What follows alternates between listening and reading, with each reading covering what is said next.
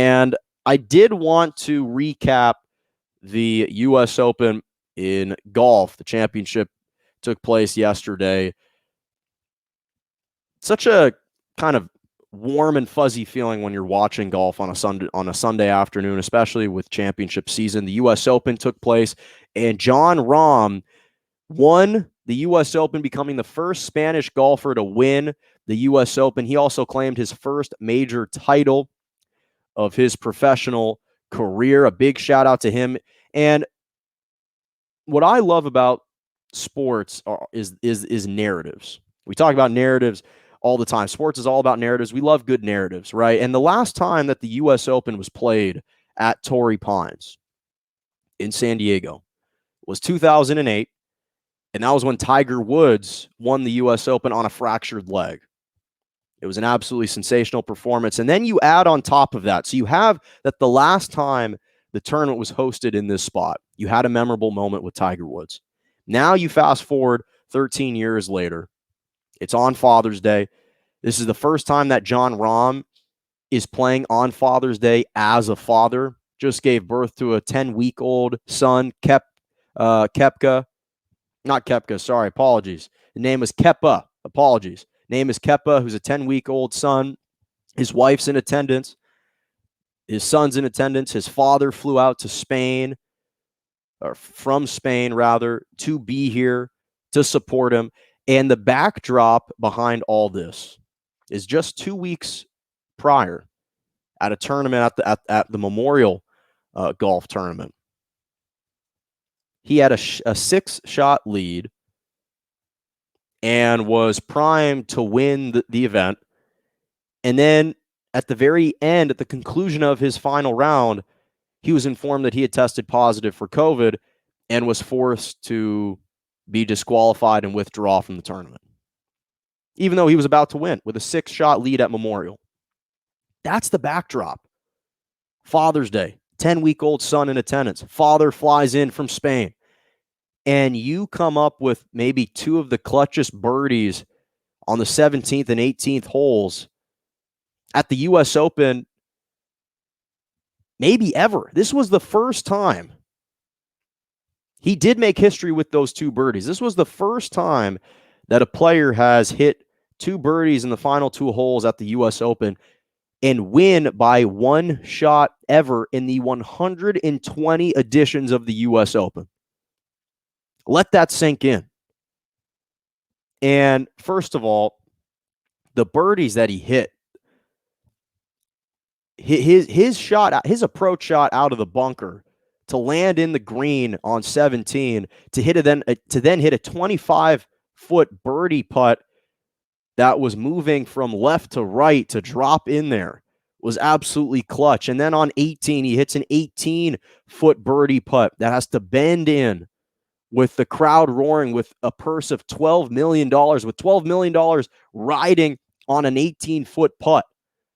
You think you're stressed out playing a round of golf with no stakes at your local country club, and you're just trying to set a personal record for yourself? Imagine having $12 million riding on an 18-foot birdie putt with the world watching, with your first major title on the line. The stakes could not have been higher for him, and he came through. He was absolutely sensational, and to me, he obviously finished the round 4 under par, shooting a 67. Those two clutch holes were tremendous, but he was great the entire tournament, and especially the final round. All of his drivers were right in the middle of the fairway.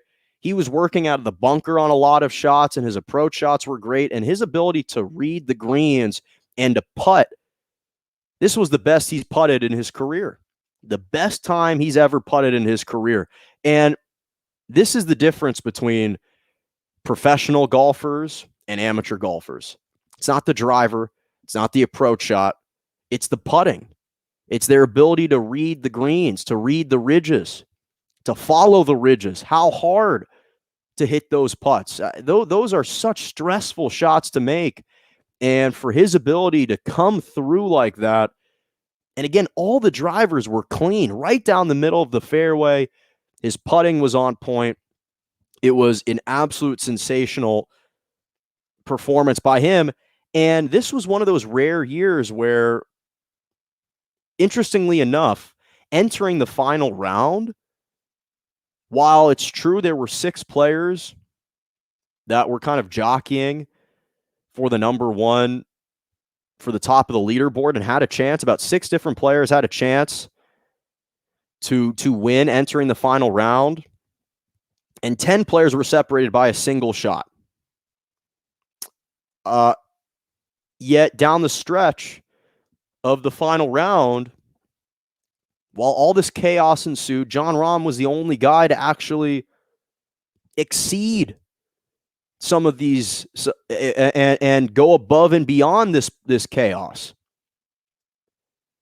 And his performance down the stretch, we obviously know that there were 4 guys that were in contention that ended up going double bogey in the back 9, and his ability to rise to the occasion and just stay composed, stay within himself, stay locked in, unconcerned with what was going on around him, and to win yesterday in the fashion that he did. The winds were blowing like crazy, and his shots were tremendous. And he was down a shot to Louis Oosthuizen and hits the clutch birdie at 17, ties it at -5, takes the lead at -6. Oosthuizen bogeys, is 2 back now, -4, needing an eagle putt just to send it to the playoff. And just a special moment for him and his family, and a big shout out to Jon Rahm.